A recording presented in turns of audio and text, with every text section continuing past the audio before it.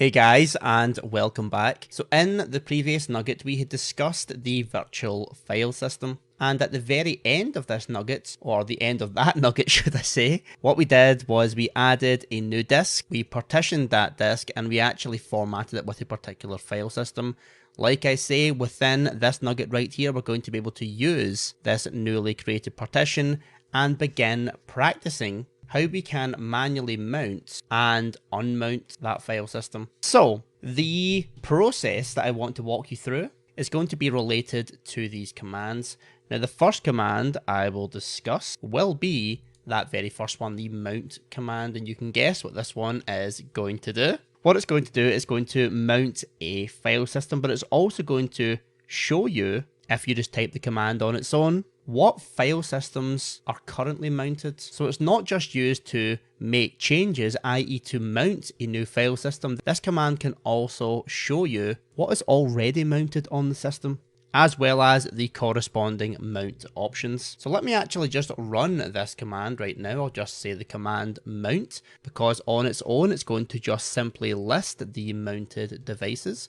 We can see we have a whole bunch of information here. Now, let me just grep for SD, okay? In fact, let me just grep for SDA. So I will clear the screen and do SDA, just so we get a little smaller output so it's easier to focus in on. Now, here is the format of this output here. We see right here the device, in this case here, dev SDA1, the first partition, disk 1, or the one at the top, SDA5. So that is the first piece of the syntax we're going to see. We're going to see the device, and then we're going to see the keyword on, okay? So it doesn't matter what we're going to be looking at. The device might change, SDA1, SDA5, but this one here, on, is going to remain the same, and I just completely obscured that with my bad drawing, on, okay? Then what we're going to see is the mount point. This is whereabouts in the virtual file system that this device happens to be mounted. So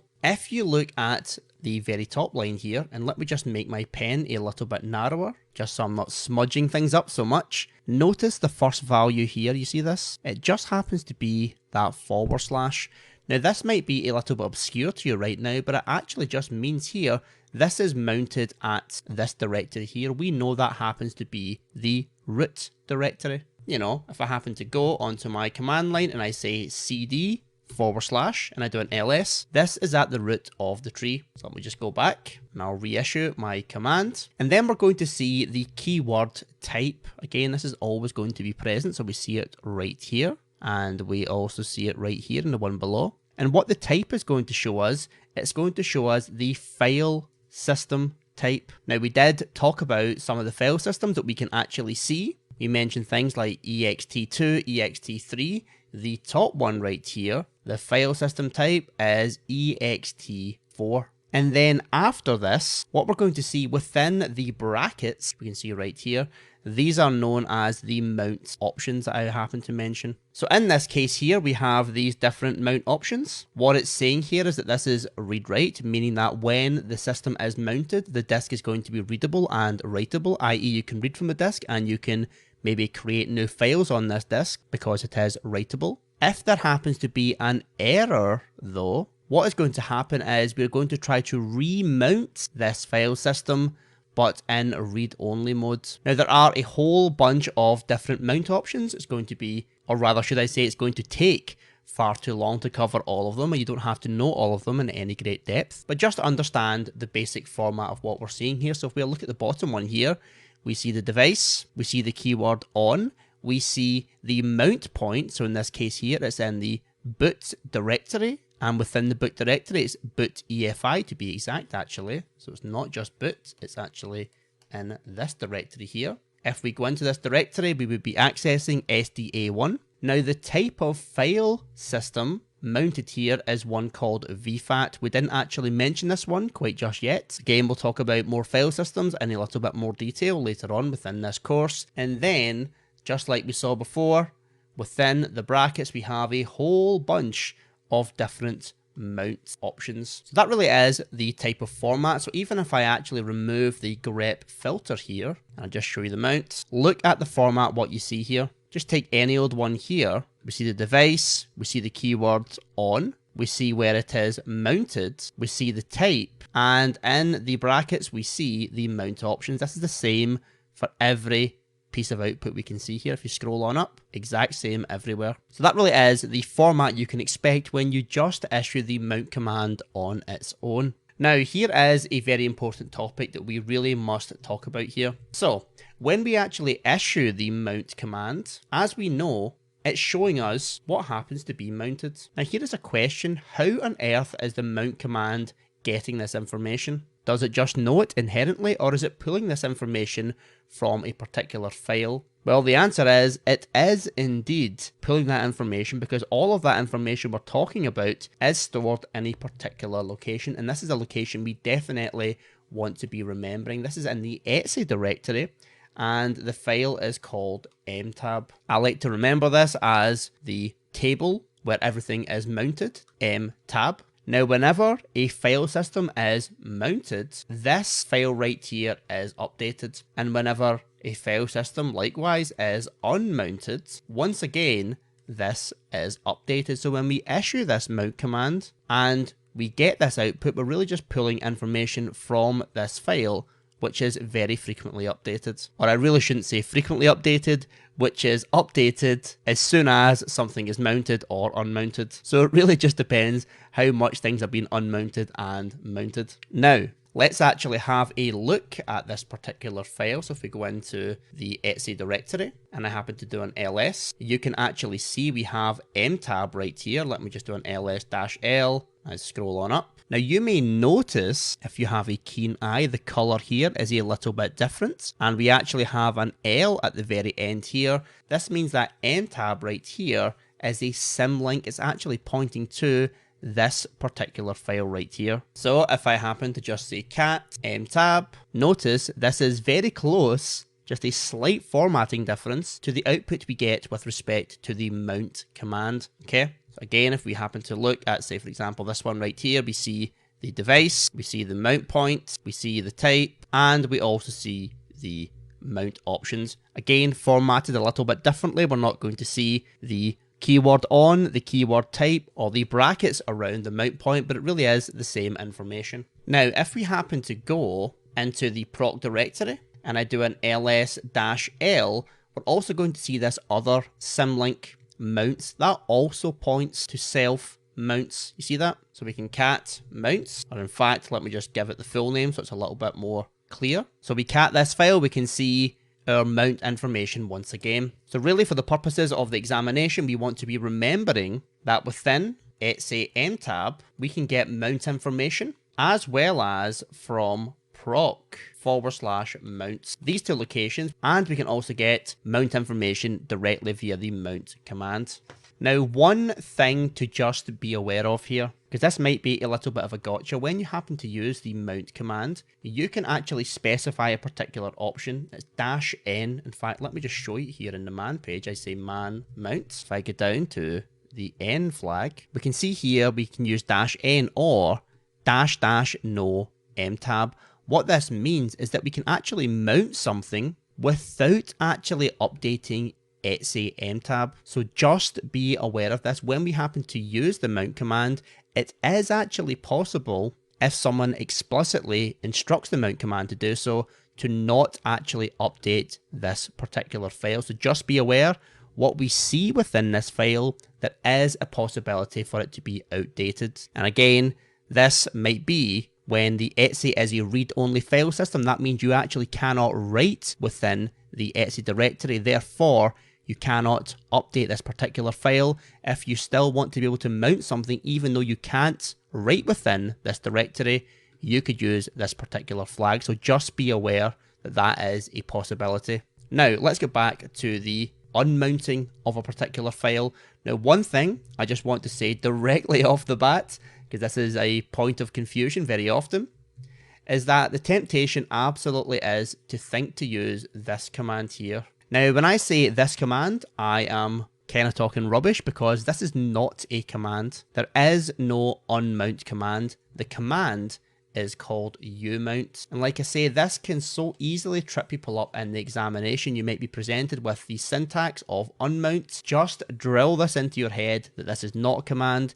We want to be using the umount command. The umount command will unmount something. It's just not called unmount. Okay, now let's briefly talk about the umount command. Now, with respect to the umount command, it is quite easy to use, but you do actually have two different ways you can use this command. What you can do is once you have a particular file system mounted, you can unmount it by saying umount, of course. And the first option would just be to specify the device you want to unmount. So let's maybe say /dev/SDB1 if that happened to be mounted, which right now it is not. So we could do this specifying the device, or depending on where that device was mounted, let's say it was mounted in a directory called backups within the home IPv0 directory, I could just say umount and then the directory home IPv0 and then backups. So two different ways to unmount. Either the device we're trying to unmount or the location of where it is currently mounted. Either or will work, no problem at all. So let's actually see some of this in action then, shall we? Now, how do we actually see what is mounted and whereabouts the mount point is? Well, we actually do have this very useful command. This is one you would want to be remembering. This is the lsblk command. This is going to allow us to list our block devices, okay? Now, if I happen to use the -f flag or --fs, this is also going to give us information about the file systems. So I can press Q, and what I can do is I can say lsblk-f. Check this out right here. This is the output we have. So we can see at the very top, we have our first disk, SDA. And we have three different partitions right here on this. We have SDA1. The file type, or the file system type, should I say, is VFAT. We see the unique, or rather the universally unique identifier. We can see the size, how much is in use, as well as, very crucially, the mount point. Like I say, if I happen to go into CD boot EFI, that means transparently we're going to be accessing the first partition on this disk. Now we also have SDA5, which would be our first logical partition. The file system type is ext4. We can see the UUID right here, as well as the available size, how much is in use, and notice, like I say, this is the mount point right here. In fact, let me just redraw that with my squinty line. This one right here. So the root file system. If we go there, we are accessing this partition. But notice we have SDB. This is the disk I created and partitioned and happened to format with the, as we can see here, ext4 file system. Whereabouts is this mounted? Well, in fact, as we can see here, it is not mounted. This command right here can give us that information where something is mounted or not mounted. Now, like I say, we could, if we want, we could use the mount command and we could grep for SD and try to fish out SDB. We can see SDA, SDA1, SDA5, but no SDB. Me, myself, I happen to find this output a little bit cleaner. So now, what I want to do is to actually mount this particular file system. So, some things we have to actually specify here. So if I just clear the screen, and if I go into the mount command, it would help if I could type this correctly. So, if I scroll on down, and keep on scrolling, there's a lot in this page. This is an important flag we want to use, the T flag or the -- types, and then we specify the file system type. So we know from the lsblk command, the file system type for this particular device is ext4. We want to be using that information with the T flag. So what I will do here, and we want to be using super user privileges, by the way, is we want to say sudo mount and then the -t flag and then say ext4. That is the file system type. Now what we want to do is to specify what device do we want to mount. So I will say dev and it's going to be SDB1. And now what I want to do is to give it a mount point. Whereabouts do I want to mount this particular device. So what I'm going to do right now, just before I issue this command, is I will go in to say, for example, in fact, let me just check where I am. I'm in the home directory here, home IPv0. I will make a directory called backups since I've been using that in all of my examples. I'll go into this and we can see this is an empty directory. So a cd, go back out. I will say sudo mount -t ext4. The device is dev sdb1. And the location where I want to mount this is going to be in home IPv0 and then the backups directory that I've just created. If I hit enter now, I'm going to have to type in my super user password, and it seems everything is a-okay. Nothing really major has happened, but if I do my ls blk command -f, notice we have some different output here. We have information relating to SDB1. We can see the size which is available, which is 1 gig, how much is being used, nothing is being used, but more importantly, whereabouts this is mounted. We are in, or rather mounted in, home IPv0 backups. Like I say, right now, I am currently on SDA5 because I'm working within the root directory. If I go in to home IPv0 and then into the backups directory, and I happen to create a file called file.txt, I do an ls. What I've actually done is I have ultimately written a file on a different disk on disk 2 partition 1. You see that? And if I go back out, I'm now no longer on that disk. Transparent, it doesn't affect our experience as the system administrator. And like I say, if we happen to use the mount command now, we can see at the very bottom here that indeed mounted, we have SDB1, we see the mount point, we see the type, and in brackets we see the mount options. Similarly, if we happen to go into etc mtab, within this one right here, same information, this is also being updated. So like I say, if we want to unmount this so that it's no longer in action, we can say sudo umount. In fact, let me just show you this output one more time. Remember, we have two options. We can unmount this by giving the name of the device, which would be SDB1, or we can specify the location of where it is mounted, the mount point. So I can say sudo umount dev sdb1, hit enter, and notice if I do an ls-blk-f, this is suddenly unmounted. And again, if I happen to just arrow up, I will remount this one more time, do an ls-blk-f. We have mounted it once again. Alternatively, as opposed to specifying the actual device, I can just say sudo umount and give the mount point, so home IPv0 and backups. If I hit enter, same type of deal, I can do an ls-blk. Suddenly we have unmounted that file system. So one thing you'll notice is that what I did is I specified the name of the device as well as where I want to mount it. What I can also do is just specify the UUID. So if I actually just copy this value right here, as opposed to saying dev sdb1, so I just copy this, what I will do is I'll mount it using its UUID. So I'll say sudo mount, and now I won't have to specify the file system type using that -t flag. I can just say -U, paste in the UUID, and then specify whereabouts I want to mount this. So I can say home IPv0,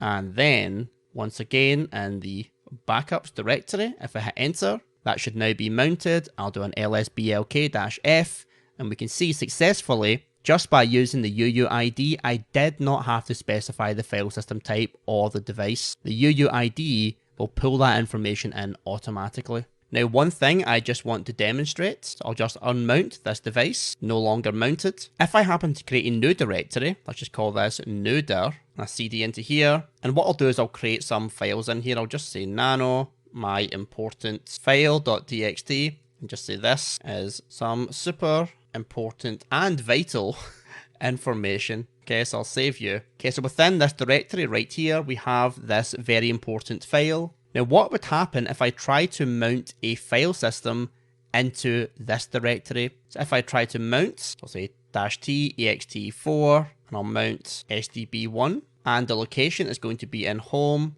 IPv0, is not empty. Notice if I do an ls-blk-f, it does mount successfully, but watch what happens if I go into this directory. I do an ls, where is this important file? It's actually gone. If I go into my super user, and I go into lost and found, nothing in here either. So that important file with that really important information is no longer accessible to me. Now really the crucial point I want to show you is going to lead us into our next video. Notice we have our file system mounted in this mount point right here. What would happen if I reboot the system? So now I've lost my connection. My virtual machine is rebooting. Just give it a moment. Okay, so I've logged back in. I'm now going to check my mount points once again. Do an lsblk-f and look at this. You'll notice if you're following along, you should have the exact same issue. Suddenly, just by rebooting the system, the changes we made, i.e. the mounting of this particular partition right here, it is no longer mounted. That means that the changes are not persistent. And this is one of the gotchas that you have to be aware of when just using the mount command on its own. So how on earth are we going to solve this problem so that we can make these changes persistent? Well, that's what we're going to be talking about in the very next nugget. So I hope this has been informative for you, and I'd like to thank you for viewing.